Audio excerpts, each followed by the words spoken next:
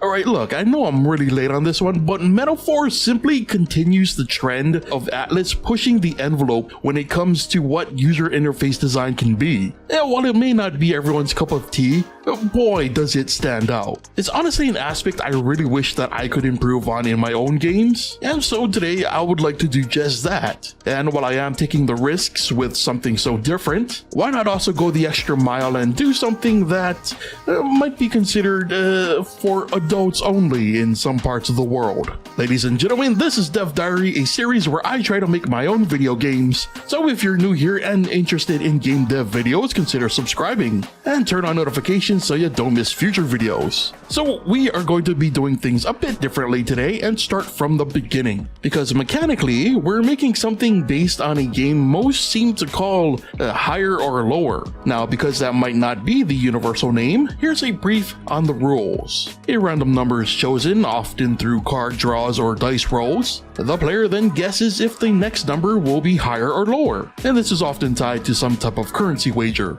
In our case, we're going to use this high-low mechanic as the system for an RPG-like battle system. Now, before we break down how those mechanics work as a battle system, let's go over the visual aspects so that we're not looking at, well, this all episode. As neat as it would be to create something as elaborate as Metaphor's UI, that's a tall order. Instead, it seems better to go with something with style, but a lot more straightforward. So I turned to a game called Zenless Zone Zero. The long story short, while the UI design of ZZZ isn't anything groundbreaking, the style was clean, visually appealing, and most importantly, seemed somewhat achievable.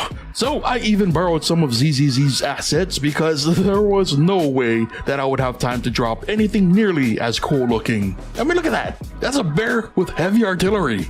That's pretty snazzy. Anyway, we'll go over this design and presentation later. First, let's get back to the mechanics. When the game begins, our player is created, an enemy is generated, and our high-low mechanic is initiated. The high-low mechanic is broken into 3 states. The first state is our default state, where the player can do a couple of things. They can choose whether their next number will be higher or lower, and also where they can set their wager. In our game, instead of betting money, the player bets their health pool. Each modifier counts as 10 points of health, and the potential results for their current wager is reflected in those flashing bars. And just to make sure that our player remains mortal, they can only ever wager as much health as they currently have. Once the player is ready, they can proceed with spacebar. This will switch to the row state, which is actually just cosmetic to give the moment some level of anticipation.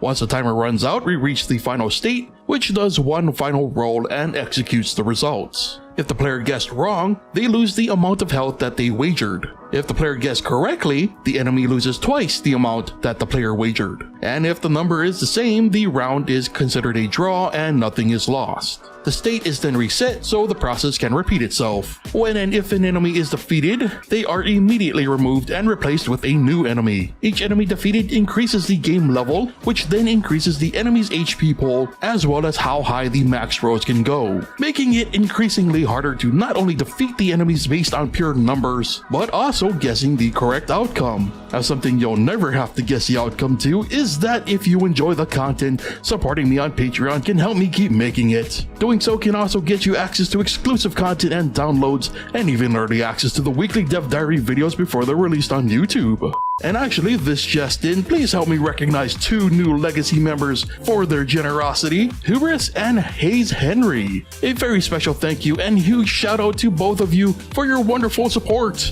And that was a mechanic in a nutshell. Very simple, took me roughly an hour or so to actually build. However, to get just this, what you're looking at, that took me 2 to 3 times longer to build.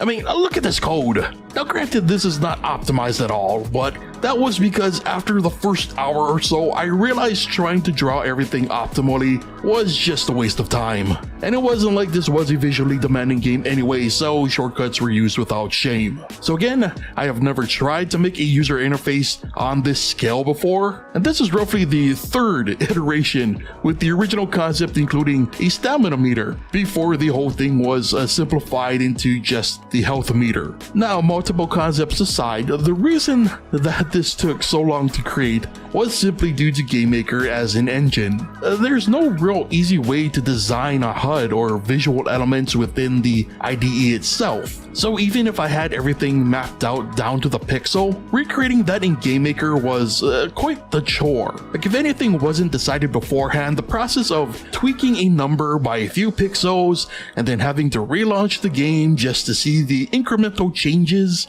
really added to the time. So yeah, the original plan was to do a lot more with the visuals. It would have been nice to have things transition in, or for bars to flash and maybe drain over time. But again, just the construction of this simple scene took me so long that I just had to cut all of that for time. And again, this was definitely a mixture of hard to use toolset and a lack of experience. So hopefully things will go smoother in future attempts. But I am curious, what do you think of the first attempt? What bells and whistles would you add to jazz it up and make it more interesting? Also, what is something new that you're hoping to tackle in the new year? Doesn't even have to be game dev related. Be sure to leave your thoughts, ideas, and stories in the comments. And if you enjoyed today's video, be sure to leave a like. With that said, brings us to the end of today's Dev Diary, so thank you so much for watching, and I'll see you next time.